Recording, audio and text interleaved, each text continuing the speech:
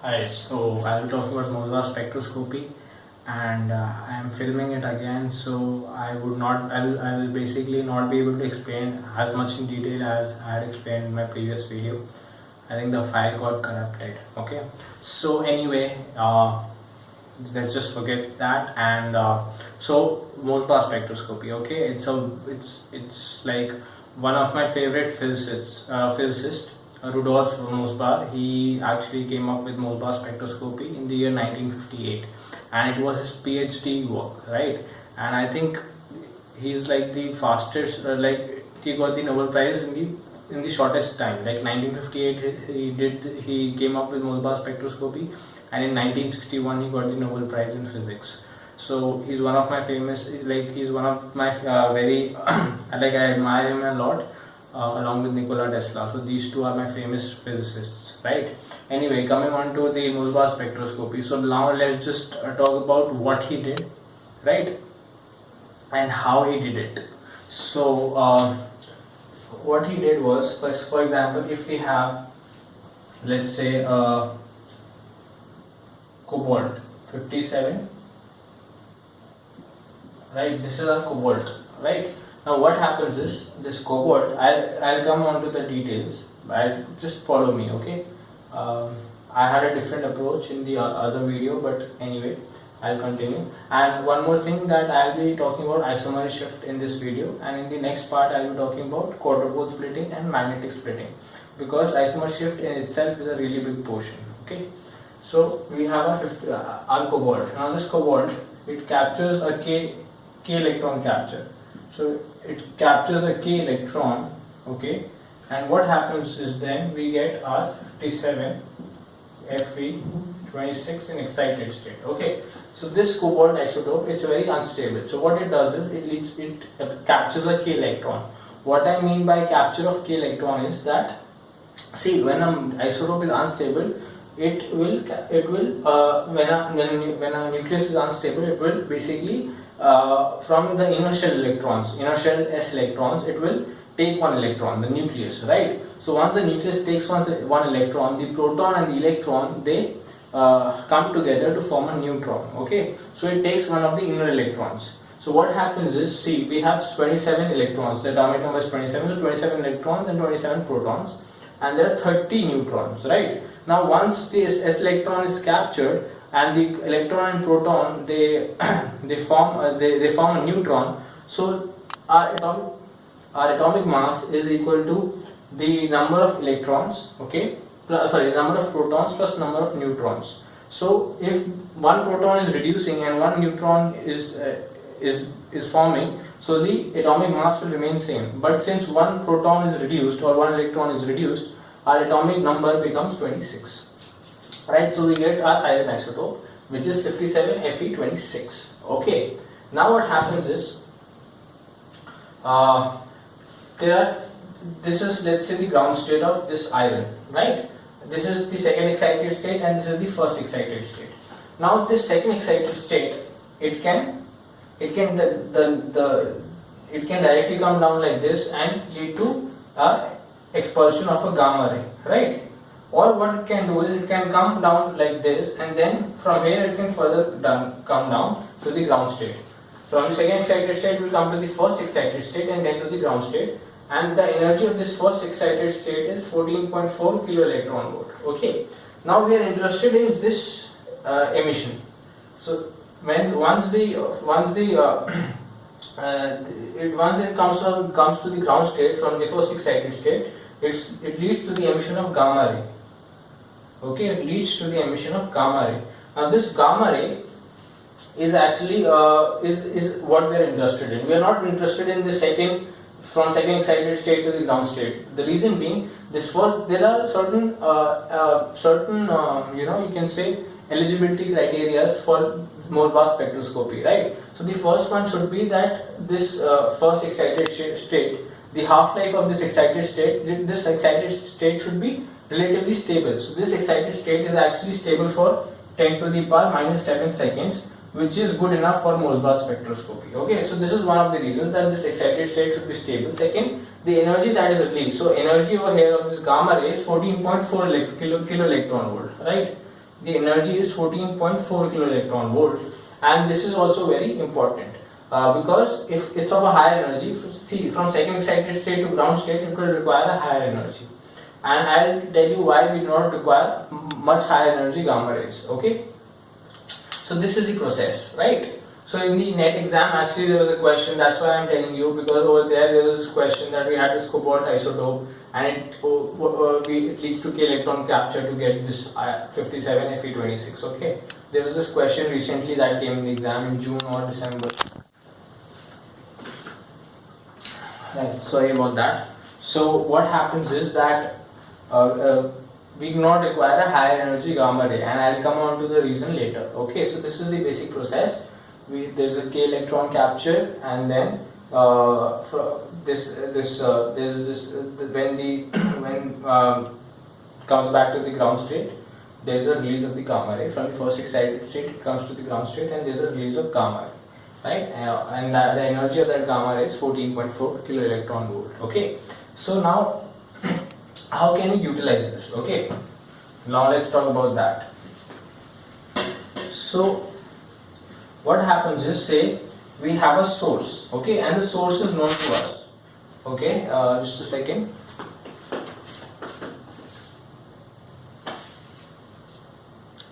Right, so the source is known to us. And like I told you, there is an energy of 14.4 kilo electron volt. This is the source, and this is a release of 14.4 kilo electron volt of energy. Right, 14.4 kilo electron volt of energy. Now what happens is, we have an absorber over here. Now you can see that there is a difference. Over here the energy is 14.4 kilo electron volt, but over here in the absorber, let's say the energy gap between the first excited state and the ground state is, this energy gap is 14.5 kilo electron volt. Okay, and the energy released over here is 14.4 kilo electron volt. Now for the resonance to occur, the energy of this gamma ray should be 14.5 kilo electron volt, but the energy of the source gamma ray is 14.4 kilo electron volt. So this resonance is never going to take place. So this is where Mossbauer was really smart. So what he did was, he made use of Doppler effect. Now what is the Doppler effect? The Doppler effect is let's say E1, okay, the energy that we require, that is 14.5 electron volt. Let's denote that by E1. So E1 is equal to E0 upon 1 plus V by C. So this is the Doppler effect. So if we increase, see, if V is 0, that is the source is stagnant, the source is not moving, so this E1 will be equal to E0. Okay, but if we require that this energy of gamma ray, that is 14.4 kilo electron volt, should be equal to 14.5 kilo electron volt, we have to increase the velocity, because if we increase the velocity, so E0 is 14.4, so 14.4 into 1 plus V by C, where C is the speed of light. So if we increase the velocity of the source, this will become 1 plus some value, and 14.4 into 1 point something can give us 14.5. So there is certain velocity by which, if we move the source, this excitation can take place. So what he did was, he was really smart. So he put this source on a vibrating, you can say any vibrating base.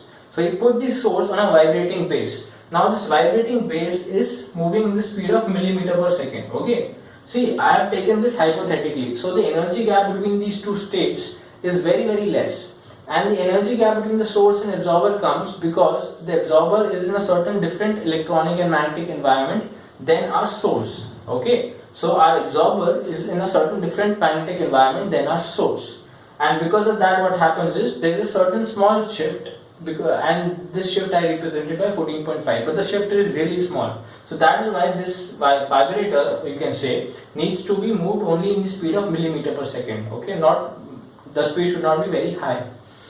So once it gains the certain velocity that it requires, and this energy of the gamma ray becomes equal to 14.5 kilo electron volt, this excitation will take place. Okay, now how do we detect it? So if we see the Mossbauer spectra, so over here we have our speed or velocity in millimeter per second, and over here we have counts. Okay, over here on the y-axis we have the counts, and on the x-axis we have the speed, that is in millimeter per second. Now what is going to happen is, see, till the time the energy of this gamma ray is 14.4 electron volt or less than that, or little more than that, but not equal to 14.5 electron volt. So over here we have a detector. Okay, over here we have a detector which detects the gamma rays. Now once this energy is released, once this gamma ray is released and it is not a 14.5 electron volt, the absorber will not be able to absorb that gamma ray and the detector will detect the gamma ray. So the number of counts represents the gamma rays. Okay, so let's say the detector is detecting all the gamma ray that is being expelled by this source, right? So we are having number of counts as a constant value, as a straight line. But suddenly when this energy of this gamma ray becomes equal to 14.5 electron volt, what is going to happen is this excitation is taking place and the absorber is going to absorb the gamma ray and the excitation will take place. Now because of this, what is going to happen? Suddenly the detector is detecting gamma rays, but suddenly at a certain speed it will be observed that detector does not detect any gamma ray, and suddenly the number of counts will drop and then again get back to normal. So at a certain velocity, let's say we have over here 0, -1, -2, 1, 2, 3. So suddenly at 1 millimeter per second there is a drop. So now you can calculate the energy E1, where you can put velocity as 1 millimeter per second, and you can get what is the energy, excitation energy for the absorber, and from that you can calculate its electronic and magnetic environment. So that this is the criteria Mossbauer used to invent Mossbauer spectroscopy, right?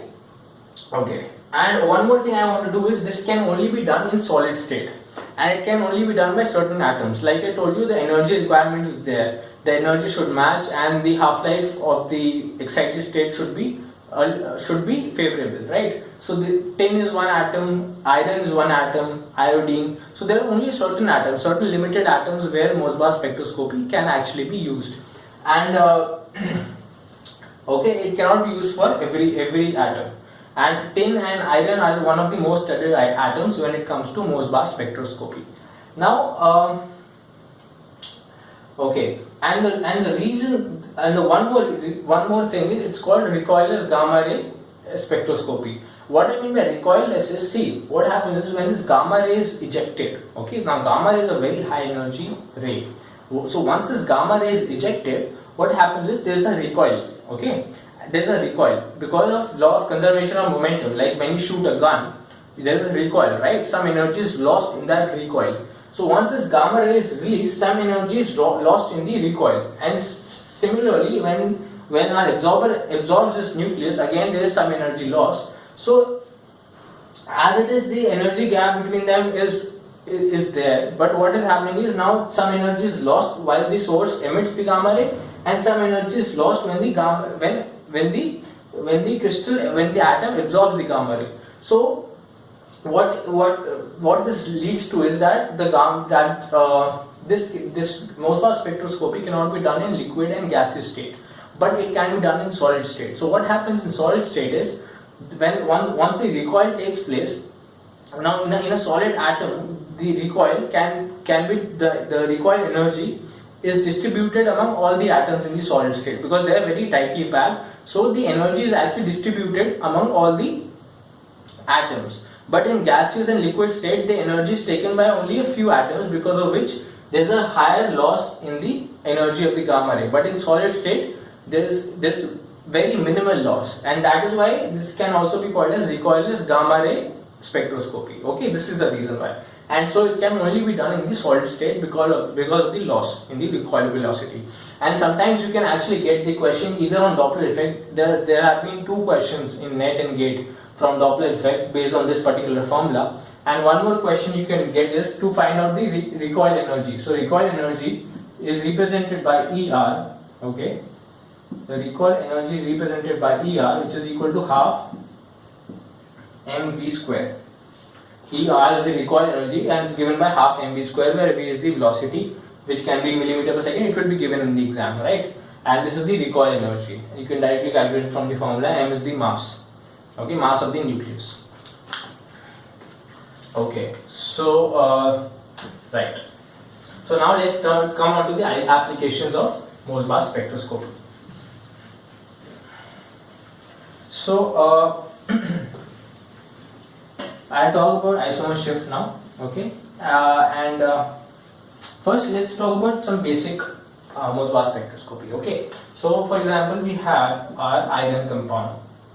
So our source is a common iron compound. Everything will be known about the source, like at what energy it absorbs, and the source is always a reference quantity, right? So it generally, I think it's stainless steel which is taken as a reference. There are certain other references. There are 2 or 3 reference compounds in Mossbauer spectroscopy which are always taken as source, right? So okay, now what happens is, for example, we have our source, okay, and we have an absorber, and now we want to know that in the absorber how many different kind of ions are there. I mean, what by different, what I mean is how many different atoms of iron are there, like the electronic environment. Like in NMR also we measure the different kinds of protons that are there. Similarly in Mossbauer spectra we can find out the different kind of environment of iron complexes. Okay, so if we are doing the Mossbauer spectroscopy for iron, we have a particular source, and let's say we want to see in Fe2CO9 whether the ions are in the same kind of environment or different kind of environment. Okay, so what we do is we take the source, we do the Mossbauer spectroscopy, and the Mossbauer spectroscopy, what you observe is a single dip. Okay, a single dip is observed in the Mossbauer spectra. So what we can conclude from this is that both the ions are in the same environment. Okay, so let's say we have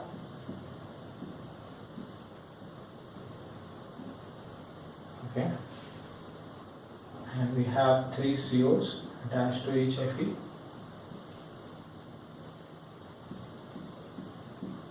So see, now over here in Fe2CO9 we can say that all the ions are in the same kind of environment. So they are attached to 3 COs, and 3 COs are bridging COs, and then 3 COs are attached to this Fe.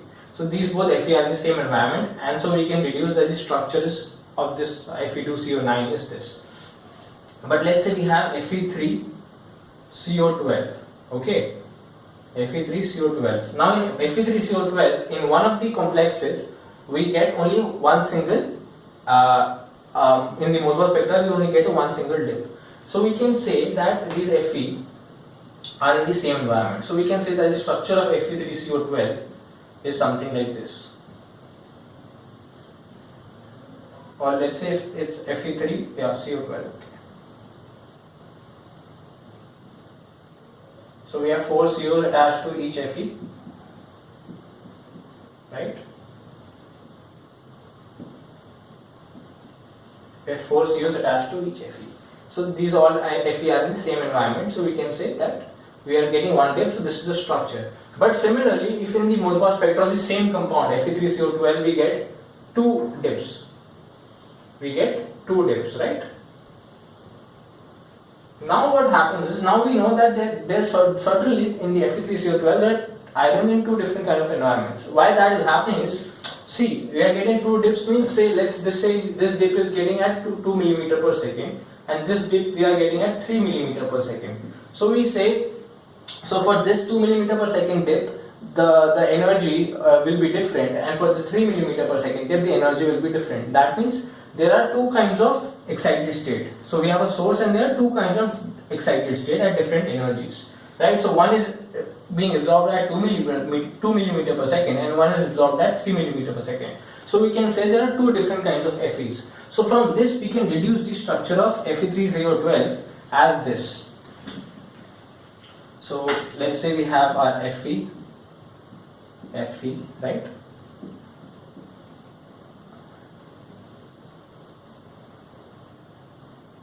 Or let's say we have Fe like this, okay, and we have 4 CO groups attached to this.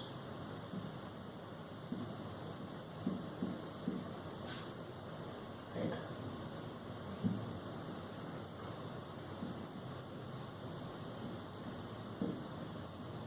3, 6, 7, 8, 9, 10, 11, 12.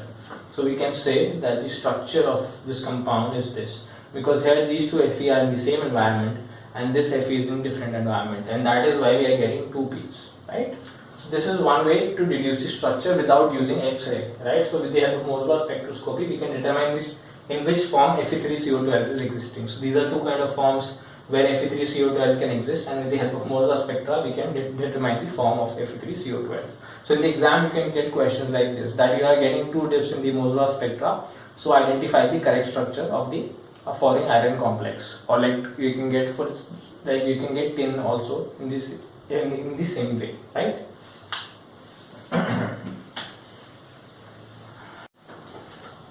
Right. So like I was telling you guys, isomer shift. So what is isomer shift? Isomer shift is represented by delta, and delta is equal to some constant, let's denote that by C, into Re minus R0, Re minus R0, okay? I'll tell you the meaning of these terms, into psi absorber minus psi source. Okay.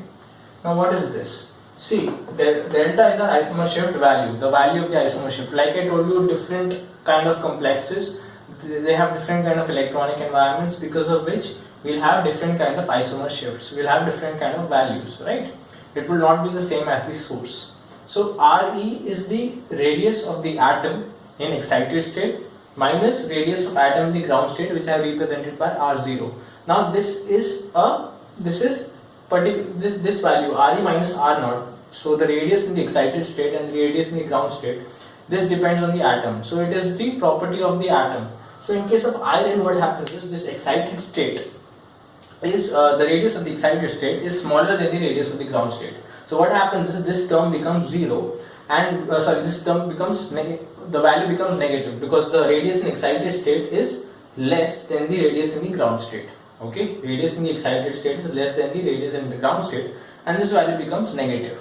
So we can represent this by minus C into psi As square minus psi Ss square, where this As is the S electron density of the absorber near the nucleus minus S electron density of the source near the nucleus. Okay. So the greater the S electron density near the source for the absorber, the lower will be the isomer shift. Okay, I'll explain to you what I want. See, if we have S electrons, right? We have S electrons, and if the S electron density near the nucleus is higher, then the isomer shift in case of iron is lower. Okay, and if the D electron or the F electrons or the P electron density is higher, then isomer shift is higher. Now I'll explain you how. See, I told you this is the S electron density near the nucleus for the absorber minus S electron density near the source. So if the S electron density increases, so the S electron density near the nucleus also increases, because of which what happens is this psi of absorber source, that is the S electron density in the source, is higher than the S electron density the S electron density in the absorber is higher than the S electron density of the source, because of which this value becomes positive, but this is into negative, so that is why this whole value will become negative and the isomer shift will decrease, right? But what about d electrons? Okay, so d electrons, when the d electron density increases, the isomer shift increases. Now certain books have mentioned it with the help of shielding effect, okay, but I did not buy that explanation. I did not find that explanation. I mean, even if you are able to understand that kind of explanation, it will be very difficult for you to memorize in the exam. So I kind of came up with my own explanation, which is a little simpler. Okay, so if you like that, you can go with that, because the other explanation that is given in a lot of PDFs and a lot of books, I did not find it satisfactory. Okay, so or it might be I did not understand it. Okay, so I have come up with a different kind of structured reason for why increase in d electron density increases the isomer shift. Okay, so what happens is, let's say we have about 20 as a nuclear charge and 20 electrons. right? Or let's say we have 30 nuclear charge and 20 electrons. We have a 30 nuclear charge and 20 electrons. So per electron we have a nuclear charge of 1.5, right? But if we have 30 nuclear charge and we have 30 electrons, then what happens is when the nuclear charge is per atom, per electron, sorry, is 1. So that means when there are equal number of protons, equal number of nuclear charge and equal number of electrons, we have 1 as the nuclear charge per electron. That is, the electrons will not be as tightly bound as, say, in this case, right? So in this case the electrons will be loosely bound, in this case they will be tightly bound, and if they are tightly bound, what that means is that the s electron density near the nucleus will increase. So the lesser the electrons, the higher will be the nuclear charge per electron, that is the s electrons will be closer to the nucleus. So if the d electrons are higher, that means the nuclear charge per electron also decreases, because of which the isomer shift increases, because the s electron density near the nucleus is increasing, and so the s electron density near the nucleus is decreasing, because of which this value becomes less than the source and the overall value becomes positive. Okay, so you have to remember this. Even if you do not understand the reason, it's okay, you should remember that s electron density increases in case of iron. If the s electron density near the nucleus increases, the isomer shift decreases, and if the electron density increases, then isomer shift increases. Only in case of iron, okay? In tin it is the opposite. I'll come on to tin later and explain you the reason why it's opposite in tin. So you can from this, what you can find out is, say let's say we have Fe, okay? Let's say we have Fe in 2 plus, right? Just a second, I'll use another pen. Right, so we have Fe in 2 plus and we have Fe in 3 plus, right? So in 2 plus its electronic configuration is D6-4s0, and in 3 plus its electronic configuration is D5-4s0. So what you can say is that in D5 this isomer shift is less, because the electrons, like I said, if it's more, isomer shift is more. So in Fe plus 2 there are 6 d electrons, and in Fe2 plus there are only 5 d electrons. So the isomer shift for Fe2 plus will be higher. So from this particular isomer shift we can find out whether Fe, what is the oxidation state of Fe, whether it's in plus 2 or it's in plus 3. Okay. Now let's look into the another example. Now if we have Fe in high spin and low spin, okay, so we can also determine whether our iron coordination compounds are in high spin and low spin. So if we have Fe, for example, in plus 3 and we have Fe in plus 3, okay, one is in low spin, so its configuration will be T2G6, right? And if we have Fe plus 3 in high spin, then it would be T2G4 Eg2, right? Now what did I tell you, that this Eg, okay, this Eg is on the Eg orbitals are lying on the axis, okay, like it's lying on the x, y and z axis, whereas this T2G orbitals, they are internuclear axis, like x, y, so in between the x, y axis, y, z in between the y, z axis, x, z in between the x, z axis. So these Eg orbitals are lying directly on the axis and directly participating in bonding, whereas T2G electrons are the internuclear, these orbitals are lying in the internuclear axis and they are not directly participating in bonding. So what happens is these Eg orbitals, they directly participate in bonding, okay? They directly participate in bonding, because of which these Eg orbitals have a very high shielding effect. They have a greater shielding effect than T2G electrons. So because of the high shielding effect of the Eg electrons, they are better able to shield the s electrons, right? And since they are better able to shield the s electrons, the s electron density near the nucleus decreases, because they are able to better shield the s electrons, because of which the isomer shift for Fe plus 3 high spin complexes increases.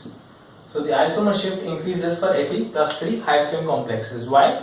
I explain the reason again, that in Fe plus 3 high spin, these Eg electrons, okay, there Eg electrons are there. These Eg electrons, what they do is, they better shield the nucleus, because they are directly lying on the axis, right? So these Eg orbitals better shield the s electrons, and because of this better shielding, what is going to happen is the s electron density near the nucleus is going to increase because is going to decrease, because of which our isomer shift will increase.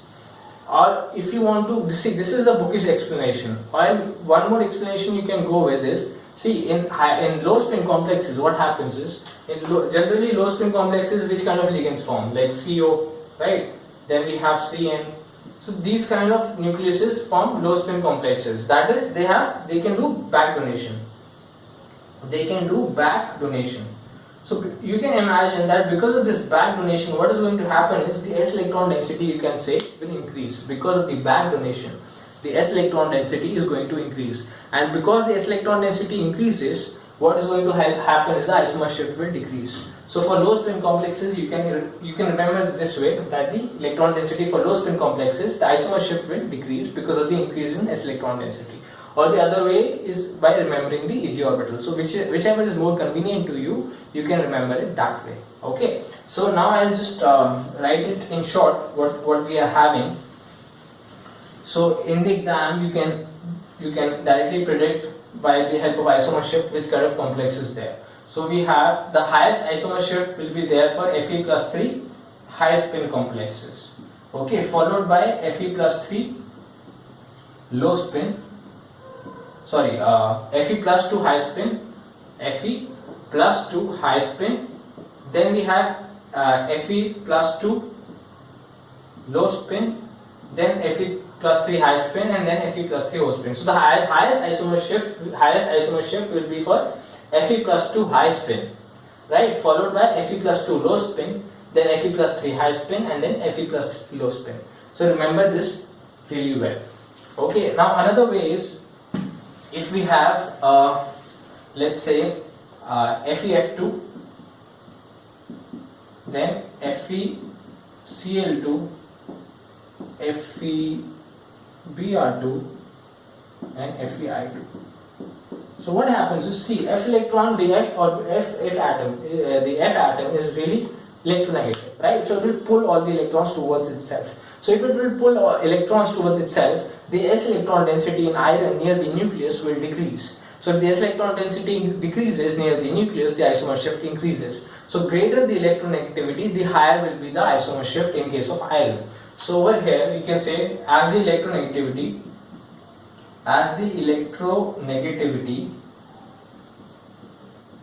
increases in case of iron, I'll state that again, only in case of iron, if the electronegativity increases, the isomer shift also increases. The isomer shift also increases, right? So in this particular case, FeF2 will have the higher isomer shift because F is having the highest electronegativity, followed by FeCl2, then FeBr2, and FeI2. Okay, let me check whether it's filming or not. Right. So now let's come on to the case of tin, Sn. So now let's discuss about the case of Sn. I'll take the different pen. So now let's discuss Sn, okay? So what is happening in case of Sn is, like I told you, it's the property of the atom where we have Re minus Ro. Yeah, this is what I discussed. In case of iron, we have some constant Re square minus Ro square, psi As square minus psi Ss square, right? This is what I had discussed in Mossbauer spectroscopy. Now our Re minus Ro, right? This is there. So now what is happening is, in this case, in the case of iron, the radius of the excited state was less than the ground state, and this value was negative. But in case of tin, it is opposite. In tin, the radius of the excited state is greater than the radius of the ground state. So this whole value becomes positive, and let's say we have a constant K, and now the value is positive. So we have psi As square minus psi Ss square. So now in this case, if the s electron density increases near the nucleus, the psi s will increase. The value of psi s will be greater than psi ss, and the isomer shift will be greater. So in case of iron, when the s electron density near the nucleus was increasing, the isomer shift was decreasing. But in the tin, the opposite will happen. So in tin, if the s electron density increases, isomer shift also increases, and if d electron density increases, isomer shift decreases. So it is totally the opposite of iron. Okay, and so the difference is these, when the radii of the excited state is greater than the radii of the ground state, then it is called as an expanding type of nucleus, expanding type. So Sn is an expanding type, right? Sn is an expanding type, and iron on the other hand is a contracting type, right? So you should remember, for expanding type, if S electron density increases, isomer shift increases, and D electron density increases, isomer shift decreases, and in the contracting type the opposite happens. So in the exam, what sometimes they can do is they can give you iodine, and they will not tell you, you would not know anything about iodine, whether it's contracting or expanding. So they'll just mention whether it's contracting or expanding, and then accordingly you can find whether the S electron density if the S electron density is increasing, whether the isomer shift will increase or decrease, depending whether it's expanding or contracting. So you can find that out if in the exam you are just mentioned whether it's an expanding type of nucleus or a contracting type of nucleus. Okay, so so now, for example, we have Sn in +2, Sn in +0, and Sn in +4. So these are the three oxidation states we have. So over here the configuration of Sn will be 5s2, 5p0. In Sn +0 it will be 5s2, 5p2, and Sn +4 we have 5s2, 5s0, 5p0.